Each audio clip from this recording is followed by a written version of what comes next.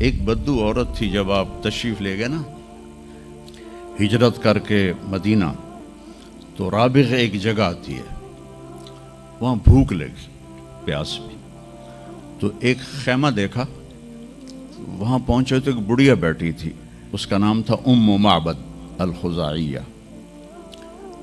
تو آپ نے سوال کیا، ماں جی ہم مسافر ہیں، کوئی کھانے کو ملے گا؟ تو انہوں نے کہا بیٹا قحط کا زمانہ ہے، کچھ بھی نہیں ہے۔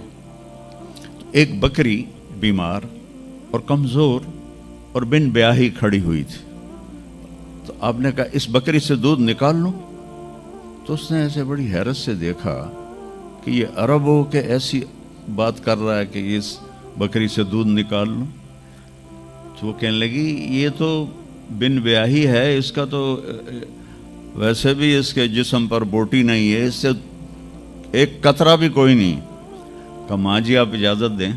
کہا لگا ٹھیک ہے۔ تو وہ آپ کو غور سے دیکھنے لگی، چونکہ انہونی بات ہو رہی تھی۔ آپ نے اتنا بڑا وہ تھا برتن، وہ آپ نے لیا اور اس کے تھنوں کو یوں ہاتھ لگایا تو وہ چھلک کے مشکیزے کی طرح نیچے آ گئے، اور آپ نے دودھ نکالا اور وہ فل ہو گیا۔ آپ نے حضرت ابوبکر کو پلایا، عامر بن فہیرہ کو پلایا، عبداللہ بن اریقت جو آپ کے رہبر تھے، آخر میں آپ نے خود پیا، پھر دوبارہ نیچے بیٹھے اس کے، اور پھر نکال کے پورا وہ جگ بھر کے رکھ کے دے آئے۔ بکری کی عمر ہوتی ہے 7 سال، 7 سال تک یا ذبح ہو جائے یا وہ از خود مر جائے گی۔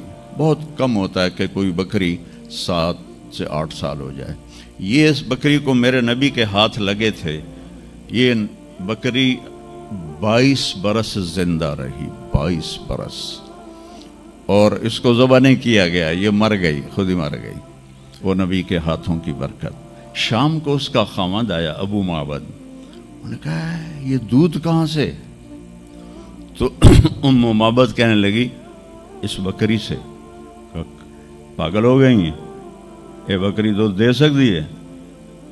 اس نے کہا میں بھی یہ سمجھی آئی نہیں دین دی، پر ایک کوئی جادوگر آیا ہے، وہ دے ہتھاں دی کرامت آئی ہے، جگ بھریا پیا۔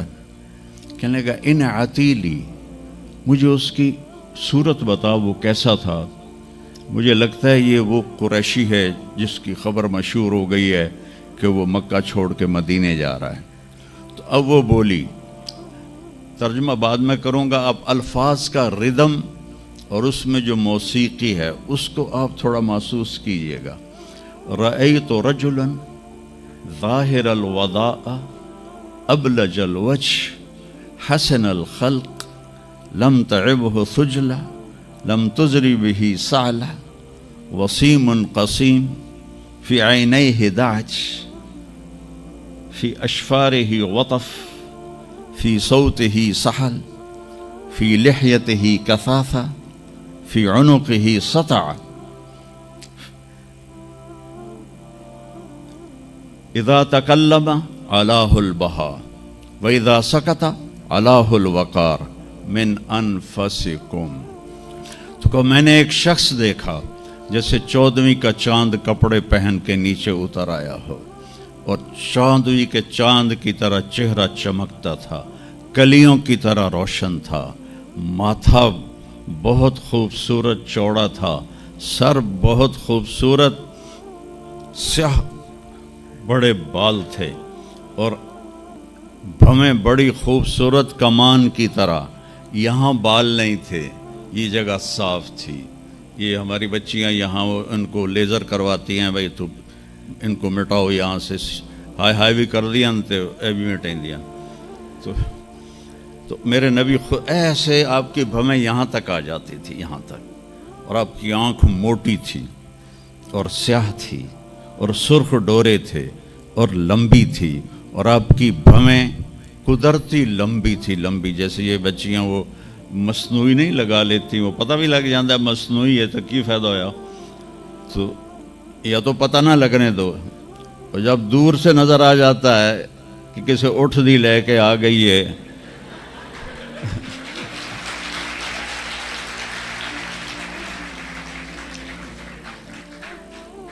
اونٹ کی بھویں بڑی موٹی ہوتی ہیں اور ڈبل ہوتی ہیں، ڈبل، تو اس لیے میں نے کہا جب میں کیسے اٹھ دی لے کے آ گیا، اور خوبصورت داڑھی تھی، لمبی گردن سراہی دار تھی۔